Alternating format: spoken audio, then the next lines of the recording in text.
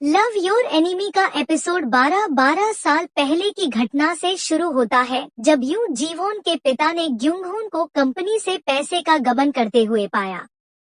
उन्होंने सेओक जीवोन के पिता से मदद मांगी, लेकिन सीनियर सेओक ने मदद करने से इनकार कर दिया। ग्युंगहून से भिड़ने के लिए लौटते समय यू के पिता ग्युंगहून के साथ दुर्घटना में फंस गए, जो उनसे मिलने जा रहा था। ग्युंगहून ने मदद के लिए फोन न करने का फैसला किया और कार के डैशकैम को नष्ट कर दिया। वर्तमान में जेहो को सच्चाई का पता चलता है, लेकिन अपनी बीमारी के कारण वह कुछ समय के लिए ग्युंगहून को अपना बेटा समझ लेता है। जब ग्युंगहून भागता है और सेओक जीवोन उसका पीछा करता है, तो पुलिस आ जाती है और यू जीवोन अपने दादा की देखभाल करती है। अस्पताल में यह पता चलता है कि जेहो को कॉग्निटिव इम्पेयरमेंट है और उसे डिमेंशिया का हायर रिस्क है। हालांकि यह उतना गंभीर नहीं है जितना पहले लग रहा था। इस बीच ग्युंगहून को गिरफ्तार कर लिया जाता है और उसे सख्त से सख्त सजा दी जाती है। गर्मी की छुट्टियां शुरू होते ही मुंसू फिर से तैराकी की कोशिश करने के लिए शहर छोड़ देता है। इस बीच सुआ और डॉक्टर होम का रिश्ता आगे बढ़ता है और दोनों एक साथ डिनर करने की योजना बनाते हैं। जेहो ग्युंगहून से मिलता है और उसे बताता है कि उसे अपने संरक्षण में लेने का पछतावा है। इससे जेहो और सेओक जीवोन के पिता अपनी राइवलरी से आगे बढ़ जाते हैं। जेहो सेओक परिवार के प्रति अपना आभार व्यक्त करता है, जबकि सेओक जीवोन के पिता जेहो के बेटे की मौत के लिए अपराध बोध व्यक्त करते हैं, जो 12 साल पहले उनकी मदद करने से इनकार करने के तुरंत बाद हुई थी। अपने फैमिली राइवलरी को सुलझाने के बाद सेओक और यू परिवार शादी के विवरण को लेकर फनी मैनर से झगड़ते हैं, जब तक कि सेओक जीवोन की दादी, जो जेहो की पूर्व प्रेमिका थी, चीजों को सुलझाने के लिए नहीं आ जाती। कुछ दिन आगे बढ़ते हैं।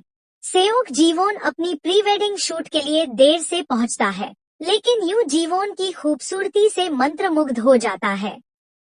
सबसे अच्छी बात यह है कि एक तूफान के कारण शूट बर्बाद हो जाने के बाद नए जोड़े के बीच हमेशा की तरह झगड़े शुरू हो जाते हैं।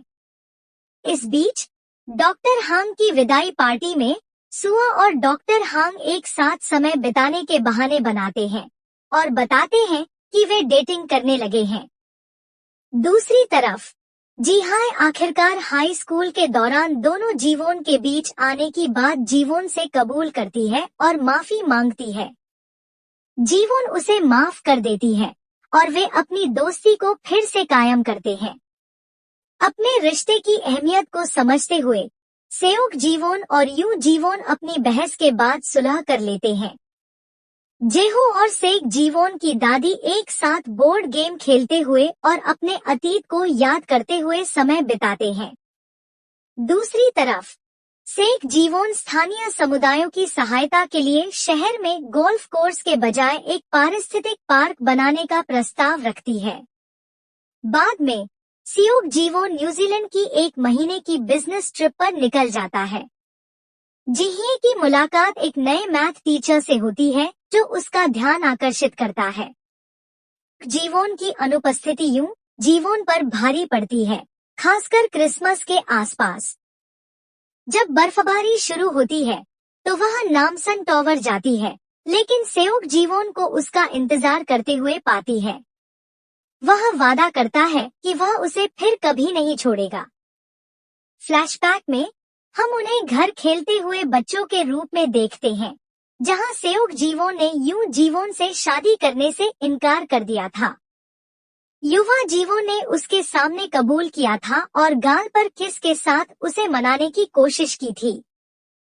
वर्तमान में सेओक जीवोन और यू जीवोन एपिसोड के अंत में गले मिलते हैं।